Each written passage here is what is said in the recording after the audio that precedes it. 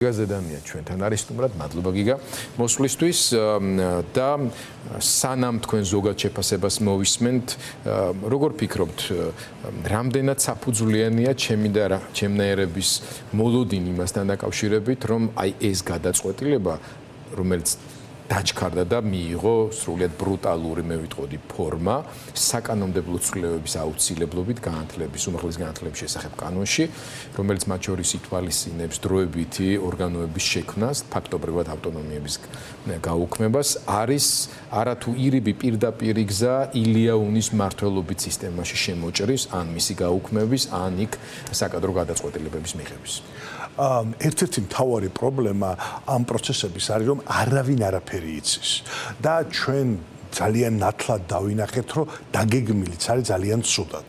ფაქტია რომ მაგალითად ეს გაერთიანება თავდაპირველად დაგეგმილი არ იყო. იმიტომ რომ ეს დაგეგმილი ყოფილიყო ამ კანონის ცვლილებები, მაშინ ერთ პაკეტად გავიდოდა, ხო? სამდვილეში გავიდა ორ პაკეტად და მე აუცილებლად მინდა ამაზე ვილაპარაკო, იმიტომ რომ ეს აკადემიურ თავისუფლებაზე და უნივერსიტეტის ავტონომიაზე რომ ვლაპარაკობ, შეიძლება ძალიან ბევრი ადამიანის უნივერსიტეტის მიღმა ნათელი არ იყოს, რაზე ვლაპარაკობთ რა და ამით და ყველას აქვს განცდა რომ თუ სახელმწიფოა უნივერსიტეტი დაიმორჩილოს სახელმწიფოს მითითებებს ხო რაშია პრობლემა. ამიტომ თუ შეიძლება ახსნი როგორ მუშაობს ნორმალურ ქვეყანაში ესე იგი აკრედიტაციის სისტემა და როგორ უზრუნველყოფს ის აკადემიურ თავისუფლებას პირველ რიგში ხო და რა გაუქმდა ამ ორი თვის განმავლობაში. იგი ნორმალურ ქვეყანაში მთავრობა აარსებს ცენტრს რომელიც შეიმუშავებს სტანდარტებს, მოიწვევს ექსპერტებს, მათ შორის საერთაშორისოს და ისინი აფასებენ აქვს თუ არა კონკრეტულ უნივერსიტეტს გარკვეული პროგრამის განხორციელების უფლება. მაგალითად, მე და ჩემი კოლეგები შევიტანთ პროგრამას ფილოსოფიაში, ოღონდ ამას სახელმწიფო ბიუროკრატიკი არ აფასებს. ეს სახელმწიფო ბიუროკრატიის ფუნქციაა, რომ მოიწვიოს სხვა ფილოსოფოსები, როგორც საქართველოსთან, ისე უცხო ქვეყნებიდან და იმათ შეაფასონ. აბსოლუტურად, ხო? რას უზრუნველყოფს ეს ევროპული სისტემა ხარხში უზრუნველყოფს და უზრუნველყოფს იმას რომ მე როგორც პროფესორს მქონდეს სწავლების და კვლევის თავისუფლება კი არ გამისაზღვროს მთავრობამ ვის აქვს უფლება რომ ასწავლოს ვის აქვს უფლება რომ იკვლიოს არამედ ჩემნაირმა კოლეგებმა ხო ფილოსოფოსებმა რომლებსაც ამისი კომპეტენცია აქვთ ეს არის უზრუნველყოფა ხარისხის მაგრამ ასევე აკადემიური თავისუფლებისა ეს გაუქმდა წინა წლის დეკემბერში, როცა პარლამენტმა მიიღო კანონის ცვლილებები, რომელთა მიხედვითაც მთავრობას ყოველგვარი დასაბუთების და ყოველგვარი საფუძვლის გარეშე აქვს უფლება განსაზღვროს რომელი უნივერსიტეტი რომელ პროგრამას ასწავლის და პლუს რა რაოდენობის სტუდენტები შეიძლება მიიღოს ამ უნივერსიტეტმა, ხო? ეს არის შინაარსობრივი გაუქმება ორი მთავარი პრინციპის, რომელთაც პრინციპი ჩაისახა შეიძლება ასე ითქვას უნივერსიტეტის ზოგადად ისტორიულად მათ შორის შუა საუკუნეებში აკადემიური თავისუფლება და ინსტიტუციური დამოუკიდებლობა, ანუ ავტონომია. ავტონომია, ანუ საკუთარი თავისთვის კანონის მიცემა. ეს არის მთავარი უნივერსიტეტისთვის ყოველთვის. ეხლა ამ კვირას უკვე ხო 26 წლის დასაწყისში ჩვენ ნახეთ მეორე პაკეტის მიღება. მეორე პაკეტი რომელზეც თქვენ უკვე ისაუბრეთ მოკლედ აქამდე უნივერსიტეტის თანამშრომლები, პროფესორები და სტუდენტები ირჩევდნენ კოლეგიალურ ორგანოებს, რომლებიც თავიანთი მხრივ ირჩევდნენ მმართველებს, რექტორს, ადმინისტრაციის ხელმძღვანელს, ხარისხის უზრუნველყოფის სამსახურის უფროსს. ახლა მთავრობა მოიპოვა უფლება, რომ ეს უფლება პრინციპში მანამდეც იყო იმპლიციტურად, მაგრამ მისი ფორმალიზება გააკეთა, შეიძლება ასე ითქვას, პარლამენტის გავლით და უბრალოდ ყველას აჩვენა, რომ ეს უფლება აქვს. მიხდომის რომ მანამდეც მნიშვნელოვანწილად ეს უფლება ჰქონდა, რომ ნებისმიერ დროს გამოაცხადოს რეორგანიზაცია გააუქმოს კოლეგიული ორგანოები, გადააყენოს მმართველები და როგორც უნდა ისე აზილოს ერთმანეთში უნივერსიტეტები, ააწყოს, დაშალოს და ასე შემდეგ. ამითი ფორმალურადაც ეს ავტონომიისა და თავისუფლების პრინციპები აკადემიური გაქრა საკანონმდებლო დონეზე. ახლა პარადოქსი მე უკვე ვთქვი, რომ ეს არ შეესაბამება უნივერსიტეტის იდეას. რასაკვირველი აქ აუცილებლად თქვა, რომ ეს არის მძაფრ წინააღმდეგობაში ჩვენს ევროპულ ასე ვთქვათ პრეტენზიებთან, ხო? იმიტომ რომ ჩვენ გავხდით ბოლონიის პროცესის ნაწილი და შეუერთდით ძალიან ბევრ ევროპულ სტრუქტურას, ევროკავშირის თუ სხვა გვარს, სწორედ იმ დაპირებით, რომ ჩვენ ხარისხის ევროპულ სტანდარტებს დავიცავდით. სხვადასხვა აქამდეც იყო ეს პრობლემა, როდესაც ჩვენ ერთ-ერთმა ევროპულმა ორგანიზაციამ ხარისხის რეესტრმა გითხრა, რომ დამოუკიდებლობა იმ ცენტრისა, რომელიც უზრუნველყოფს ამ ხარისხს, არ იყო ბოლომდე დაცული, იმიტომ რომ მისი ხელმძღვანელი იყო ხოლმე მინისტრის მოადგილე და ჩაითვალა, რომ ეს პოლიტიკური კონტროლი იყო და ჩაითვალა რა ეგრეც იყო და შესაბამისად ახლა ჩვენ მივედით სიტუაციაში, ოღონდ როცა დათო ტურაშვილს ჰქონდა ეს ძველი ხუმრობა, რომ ესე თუ მოიქცევითო ნატოში კი არაო, მაკდონალდში აღარ შეგვიშვებენო და ასე თუ ანუ ამ კანონების მიხედვით ეკარიდან და რეესტრიდან კი არა, მე მგონი კარფროდიდან გამოგვაგდებენ უკვე, ხო, იმიტომ რომ აი სრულიად დაუჯერებელია ყოველგვარი დამოუკიდებლობის ნასახიც კი გაქრა, ხო? ოღონდ ყველაზე მთავარი კიდე სხვა არის. ყველაზე მთავარი არის შემდეგი პარადოქსი. როგორც აკადემიური თავისუფლება, ისე უნივერსიტეტის ავტონომია და ყველა განცხადებაში უნივერსიტეტების, რომელიც ამ დღეებში გავრცელდა, ეს აღნიშნული იყო, დაცულია საქართველოს კონსტიტუციით.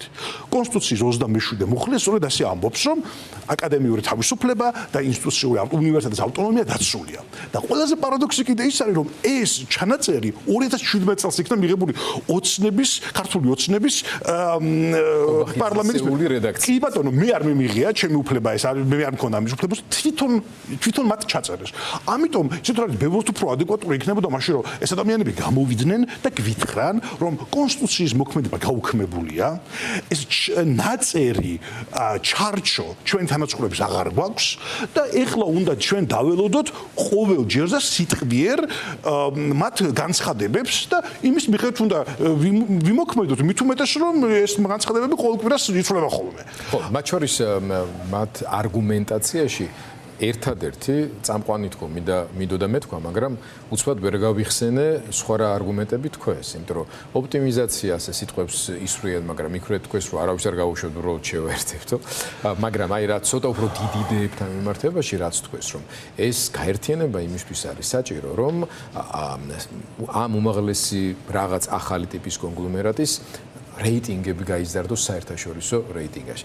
ამაზე მინდა მითხრათ თქვენ, როგორც მათ შორის ყოფილმა რექტორმა, ამ თემის კარგად მცოდნე ადამიანმა, თუ ამ გზით წავიდა ეს ყველაფერი, რა ბედი გველის, როგორი შეფასებების საერთაშორისო რეიტინგებში და როგორ აისახება ეს, როგორც იქ შემორჩენილი პროფესორ-მასწავლებლების სამეცნიერო მოღვაწეობაზე, გრანტების მოპოვების პერსპექტივაზე, რომელიც მერე იგივე კობახიძემ უნდა დაგიდასტუროთ და სტუდენტების მდგომარეობაზე. იცით რა არის ყველაზე ალბათ ტრაგიკული ამ ისტორიაში არის ის, რომ სინამდვილეში ხარისხის გაუმჯობესება უმაღლეს განათლების სფეროში, ისევე როგორც ხელმისაწვდომის გაუმჯობესება, მაგალითად სოციალურად შეჭურებული ფენებისათვის საკმაოდ ადვილად შეიძლება და ამ ეტაპზე განვითარების.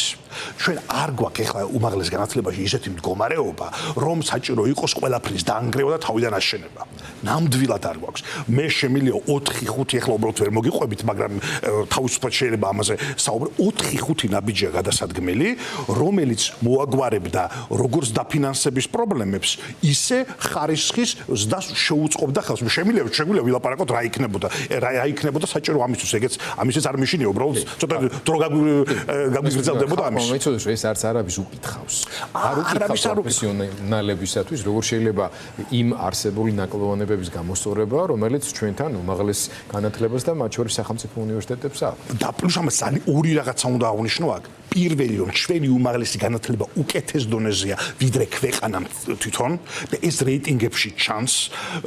ძალიან ისე გვიყურებენ ხოლმე, რომ აი იცი არის 1000-ში და 1200-ში ლაპარაკია 10,000-ობით უნივერსიტეტზე და ჩვენი აბსოლუტურად მიზერული დაფინანსებით, ხო, რეალურად უნივერსიტეტები თვითონ რაღაცა თავისი ძალებით ცდილობენ გადარჩენას და წარმატების მიღწევას. ამიტომ სინამდვილეში უმაღლესი განათლება უკეთეს მდგომარეობაშია ვიდრე ქვეყანა და ბევრად უკეთეს მდგომარეობაშია ვიდრე მაგალითად ზოგადი განათლება და სკოლის განათლება. შედარება არ არის ამათ შორის.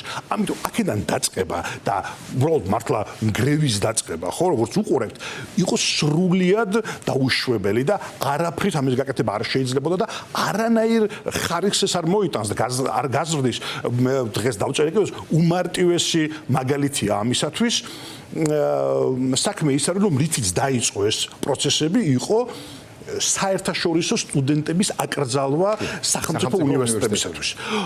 თითქოს და აი სახელმწიფო უნივერსიტეტების საქმე ეს არ არის და ეს უნდა გააკეთონ კერძო უნივერსიტეტებმა, მაგრამ საერთაშორისო რეიტინგებში ერთ-ერთი მნიშვნელოვანი კრიტერიუმი, რომლითაც აფასებენ უნივერსიტეტებს, არის შეუძლია თუ არა მათ მიიზიდონ საერთაშორისო სტუდენტები. ანუ როგორც კი ეს აკრძალვა მოხდება ის ადგილებიც კი რეიტინგებში რაც აქვს მაგალითად ილიას სახელმწიფო უნივერსიტეტს და ივან ჯავახიშვილის თბილისის უნივერსიტეტს ესენის დაიკარგება სწორედ იმიტომ მოსაკურველია იმიტომ რომ ისინი გვაფასებდნენ მე მახსოვს რომ ჩვენ რაღაცა პერიოდი ვცდილობდით ამ რეიტინგებში მოხვედრას და ვერ მოხვდით სანამ საერთაშორისო პროგრამები არ გქონდა ინგლისურ ენაზე გავაჩინეთ ამიტომ ეს სრულიად გამორიცხულია და ეფუძნება უბრალოდ ვერ გაგება სიტუაციას ბატონო ჩვენ გვაქვს ასეთი სიტუაცია მოცემულობა როცა თავად სახელმწიფო უნივერსიტეტებშიც კი პროფესორ მასწავლებლებელთა განწყობების დონეზე განსხვავებული სიტუაცია იყო და ახლა შეიმჩნევა ეს ყველაფერი. აი ბატონი იაგო რომელიც ესწრებოდა დღეს ამ რომელიც მიმდინარეობს ახლა შეხვდა განათლების სამინისტროში თქვა რომ იქაც კი მაგალითად ტექნიკური უნივერსიტეტის პროფესორ მასწავლებლების ნაწილი, რომელიც მიმართავდა მიქანაძეს, თავიანთ გამოსვლას იწყებდნენ იმით, რომ აღნიშნავდნენ, რომ ისინი მომხრეები არიან ქართული ოცნების მაგალითად. შიგნიდან გამოტანილი ამბავის იმედზეც რო არ ვიყოთ, შეგვიძლია ვიყოთ აკადემიური საბჭოების განცხადებები. მაგალითად, თესეუს აკადემიური საბჭოს განცხადებაში არსად არ წერია, რომ ისინი მხარს უჭერენ რეფორმას და ასე შემდეგ. არადა ტექნიკური უნივერსიტეტის აკადემიური საბჭოს მიერ მიღებულ დადგენილებასა და განცხადებაში პირველ პუნქტში ხაზგასმით არის აღნიშნული, რომ ისინი იზიარებენ განათლების რეფორმის მიმდინარეობას და მხარს უჭერენ ამას. ნუ მე ძალიან მაინტერესებს უბრალოდ ამ განცხადების შინაარსის მხარდამჭერ პროფესორ მასწავლებლებს ვკითხო, რა ნაწილში იზიარებენ, იმიტომ რომ ჯერ ეს ერთი ამ რეფორმის კონცეფციის შესახებ ვერავინ ვერაფერი ვერ გითხრა, არსად არაფერი არ გამოუქვეყნებიათ. პოლიტიკური განცხადებების დონეზე ვისმენთ მხოლოდ მაგალითად კობახიძეს, რომელიც ამბობს, რომ არც ერთია ოქსფორდი, არც მეორე კემბრიჯი და არც მესამე და ასე შემდეგ, ხო? მე უბრალოდ დავამატებდი, რომ მე ასევე ძალიან მნიშვნელოვანი მგონია იმისი თქმა, რომ ჰარვარდის ბიუჯეტი, ერთი უნივერსიტეტის ბიუჯეტი, რომელიც ილიას უნივერსიტეტის ხელაა, არის საქართველოს როგორც ქვეყნის ბიუჯეტის ნახევარი. ამიტომ ნუ შეუძლებელია ამ შედარებაზე ლაპარაკი. ხო, ესა უბრალოდ შეუძლებელია. თუ ეს სერიოზულად არის ნათქვამი, უბრალოდ ეს შეუძლებელია ამ შედარების გატარება ჰარვარდთანსა და ქართულ უნივერსიტეტებს შორის. ეს ნამდვილად არის პრობლემა, კი. მაგრამ თქვენი შეკითხვა რაც შეეხება იმას, რომ სხვადასხვა პროფესორა სხვადასხვანაირად განწყობილი, ეგ თავისთავად პრობლემა არ არის, პრობლემა არის ის, რომ ჩვენ ოქტომბრის ბოლოდანვე ძალიან ნათლად დავინახეთ რა იქნებოდა ამ რეფორმის თუ დეფორმის თუ პროცესის ორი ფაზა. პირველი ფაზა იქნება ქაოსი და მეორე ფაზა იქნება შემცირება. არც ქაოსი და არც შემცირება არ იქნება მხოლოდ პოლიტიკური ნიშნი და ასაკურებელი პოლიტიკური ნიშნიც იქნება, მაგრამ ის შეიწირავს ბევრ ლოიალის მთავრობის და ასე შემდეგ. ეს უბრალოდ სიტუაციის განვითარების ლოგიკაა. ამიტომაც რასაკურველი ეს ქაოსი იქნება დამაზიანებელი ყველასთვის და დაიწყება უკვე ალბათ გაზაფხულის სემესტრიდან, როცა სტუდენტები დაბრუნდებიან, ლაპარაკია უზარმაზარი რაოდენობის ადამიანებზე, ეს სამი უნივერსიტეტი ერთობლივად 60,000 სტუდენტი და მე მგონი თუ არ ვცდები 12,000-მდე თანამშრომელი ხო ეს ერთად იქნება დასტრესილი გაურკვევლობაში მყოფი განაწყენებული საოცარი პროცესი იქნება უმძიმესი და მე ამ პროცესის მერე თუ ყველაფერი ისე წავიდა როგორც დაგეგმილია, იქნება უაღრესად შემცირებული სექტორი და რასაკვირველია ამ ეს სექტორი მხოლოდ პოლიტიკური ნიშნით არ შემცირდება, ამიტომ ძალიან ასე ვთქვათ, ხო, ნებისმიერ ლოიალისტისათვის ასევე საწყენი ამბავი შეიძლება რა გავლენას მოახდენს ეს არა მარტო საქართველოში ზოგადად განათლების ხარისხზე, კვლევის მასშტაბებზე, არამედ ერთ-ერთ ყველაზე მნიშვნელოვან მიმართულებაზე, ხო, განათლებაზე. ანუ თქვენ ახლა ჩამოთვალეთ რა განწყობა როგორ ქაოტურ და არასტაბილურ გაურკვეველ მდგომარეობაში, სტრესულ მდგომარეობაში არიან მომუშავე პროფესორი, მასწავლებლები, თანამშრომლები და ასე შემდეგ, მაგრამ არანაკლებ ქაოტური განწყობა აქვთ აბიტურიენტებს და მათ მშობლებს. რო აღარაფერი ვთქვათ სტუდენტებზე, რომლებმაც ერთ უნივერსიტეტს ჩააბარეს და სად გააგრძელებენ სწავლას არ იციან. აქვე მინდა კითხოთ, აი ჩვენ ხო რაღაცა იზოლირებულ გარემოში არ ვართ არა, თანამედროვე მსოფლიოს მთავარი საგანმანათლებლო ტრენდი მაინც ტექნოლოგიების განვითარებას უკავშირდება. ხელოვნური ინტელექტი მთლიანად ცვლის სამყაროს და მიჯნაზე ვართ, ცივილიზაციურ მიჯნაზე ვართ, შეიძლება ასე ვთქვათ. ამ თვალსაზრისით, აი ტექნიკური უნივერსიტეტის, როგორც ამ პროფილის, ასე ვთქვათ, უმაღლესი სასწავლებლის გაუქმება და შეერთება პირდაპირ გაგებით ესეოსთან. რამდენად საფუძვლიანია და იმსახურებს რაღაცა ტიპის სერიოზულ განხილვას თუნდაც. მოკლედ აუცილებლად მაშინ უნდა ითქვას რისი გაკეთება შეიძლებოდა, ხო? ამ გეგმის თუ პროცესის მაგივრად. პირველ რიგში ერთმნიშვნელოვნად სახელმწიფო ბიუჯეტიდან უნდა წამოსულიყო მეტი დაფინანსება. იმიტომ რომ კვლევარებმაც კარგად აჩვენეს რამდენიმე ხნის წინ გამოაქვეყნეს ძალიან საინტერესო კვლევა, აჩვენეს რომ სახელმწიფო ბიუჯეტი იზრდება, უმაღლესი განათლების ბიუჯეტი რჩება იგივე უკვე ამის 10 წელია, ხო, თითქმის. შესაბამისად, ეს დისბალანსია, რომელიც თუ არ აღმოიფხვრება, არ აღმოიფხვრება, ხო, ძალიან კარგად ჩანს, რომ ეს პროცესი დაფინანსებას არათუ არ ზრდის, ამით პირიქით ამცირებს. რესურსები კი არ უნდა ჩაიდოს, რესურსები უნდა ამოღებული იქნას ამ სფეროდან და ამ სექტორიდან, ხო? ანუ ეს არის დანგრევის და კატასტროფის მაჩვენებელი ერთმნიშვნელოვნად, ხო? რასაკვირველია თვითონ აკრედიტაციის და ავტორიზაციის სისტემის ავტონომიზაცია უნდა მომხდარიყო უფრო მეტი და დებიუროკრატიზაციაც უფრო რთულია, მაგრამ გაკეთებადი პრინციპში იყო. როცა ლაპარაკობენ პროფესიულ განათლებაზე, ესეც გასაკეთებელი იყო, ოღონდ აქ არის უზარმაზარი განსხვავება უმაღლეს პროფესიულ განათლებასა და საშუალო პროფესიულ განათლებას შორის. ყველა პროფესიული განათლება ერთი ზომის არ არის, ხო? არ მოვიდგინოთ უხეშად, ხო? საშუალო პროფესიული განათლება იგივე ლამის რაც სკოლა და უმაღლესი პროფესიული განათლება ეს არის უმაღლესი განათლების პირველი საფეხური, მათ შეიძლება შემდეგ გააგრძელო და სრულფასოვანი უმაღლესი განათლება მიიღო, ხო?